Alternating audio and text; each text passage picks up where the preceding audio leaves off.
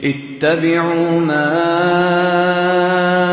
أنزل إليكم من ربكم ولا تتبعوا من دونه أولياء قليلا ما تذكرون. Ini sekarang banyak istilah penggunaan dakwah sunnah, kenal sunnah. Ya, apa definisi dari sunnah itu? Baik, ini memang banyak dibahas ya. Sebagian orang karena menjadi istilah ya. Istilah. Memang ada yang berlebihan, ada yang menyepelekan. Ada yang berlebihan, ada yang menyepelekan. Ya, ada kadang masuk ke dalam hal-hal yang sebenarnya tidak dikatakan sunnah, tapi dia katakan sunnah. Ya, jelas ya. Pulpen itu yang nyunnah warna apa? Misalnya, tanya masalah warna. Ini kan tidak cocok ya terkait dengan hal tersebut. Ya, ada sebagian hal kadang bahasanya dia katakan ini dulu waktu saya di masa belum kenal sunnah.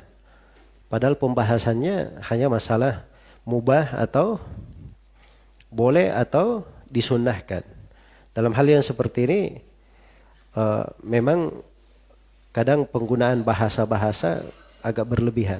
Tapi ada yang menyepelekan di dalam hal tersebut. Cuman jangan mendefinisikan kalimat sunnah ketika ada masalah-masalah seperti itu. Jangan mendefinisikan kalimat sunnah itu dengan definisi sendiri. Seperti sebagian orang melakukannya. Ya mungkin dia tersinggung terhadap sebagian manusia yang mengatakan dia bukan dai sunnah. Atau ini amalannya tidak sunnah. Akhirnya dia mendefinisikan sunnah seenak perutnya saya.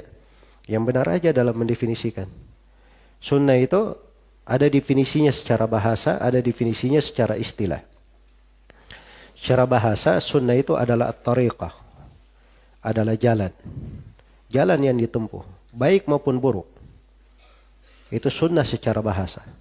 Karena itu di dalam hadits dikatakan man sanna fil islami sunnatan hasanah. Siapa memberi contoh dengan sunnah yang hasan, yang bagus. Dan setelahnya dikatakan man sanna fil islami sunnatan sayyi'ah. Siapa yang memberi contoh dengan sunnah yang jelek. Ini secara bahasa memang seperti itu, jalan. Ya, mungkin baik, mungkin jelek. Itu kan sunnah. Kalau dia menunjukkan sebuah jalan, orang mengikutinya, itu dikatakan dia memberi sunnah. Memberi contoh, walaupun itu jelek.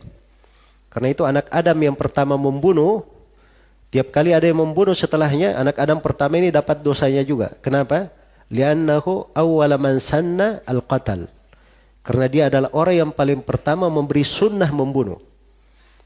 Memberi sunnah artinya apa? Contoh membunuh. Ini penggunaan secara bahasa atau istilah? Secara bahasa, tidak mungkin dikatakan istilah. Jelas ya? Adapun secara istilah, sunnah itu ada dua macam. Ada makna umum dan ada makna apa? Makna khusus. Sunnah dengan makna umum, itu yang dibahasakan oleh para ulama, sunnah adalah lawan dari bid'ah. Sunnah adalah lawan dari apa? Dari bid'ah.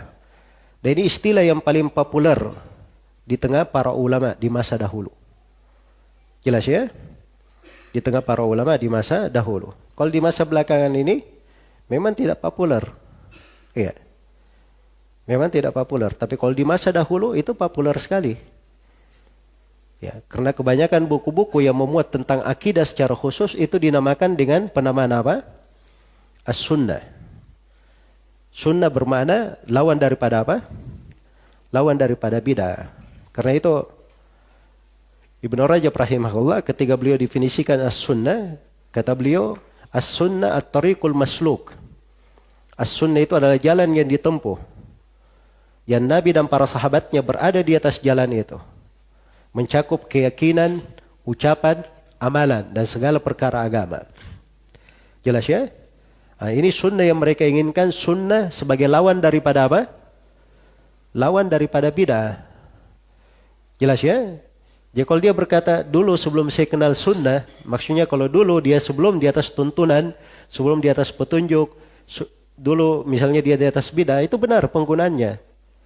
Kalau dikatakan ini dai bukan dai sunnah, ya mungkin benar ya kalau dia tidak mengajak kepada sunnah tapi mengajak kepada bid'ah. Walaupun ada sebagian orang berlebihan ya dalam penggunaan. Kadang orang jatuh dalam kesalahan 1, 2, 3 ya.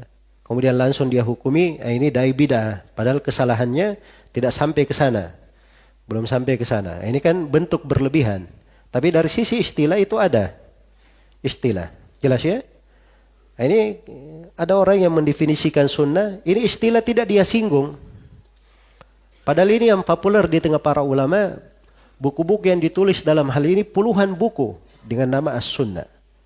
Di tengah para ulama as-salaf. Ya. Kalau begitu bagaimana cara dia membahasakan ilmu? Apa yang dia baca? Sampai luput dari hal yang sangat populer di tengah para ulama. Jelas ya? Jadi ini sunnah yang pertama memiliki makna apa? Makna umum.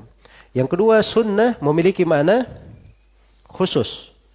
Nah, sunnah itu dengan makna khususnya kembali kepada bidang ilmu mana yang menggunakannya.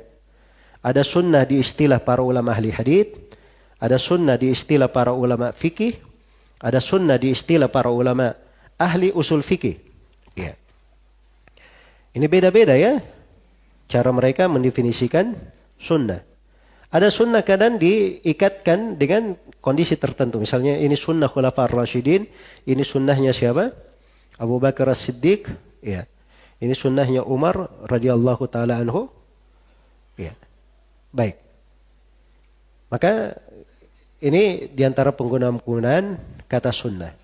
Jadi berangkat dari sini sunnah itu masuk di dalamnya akidah. Masuk juga di dalamnya manhaj. Masuk juga di dalamnya akhlak. Dan seluruh pembahasan agama itu masuk di dalam sunnah. Masuk di dalam apa? Sunnah. Jadi kalau ada yang membahasakan bahwa sunnah itu adalah manhaj, itu benar. Tapi dari satu sudut. Kalau dia katakan seluruh sunnah adalah manhaj, ini tidak benar ya, dia tidak paham apa itu sunnah. Manhaj itu metode di dalam berfikir. Cara berfikir, itu manhaj namanya.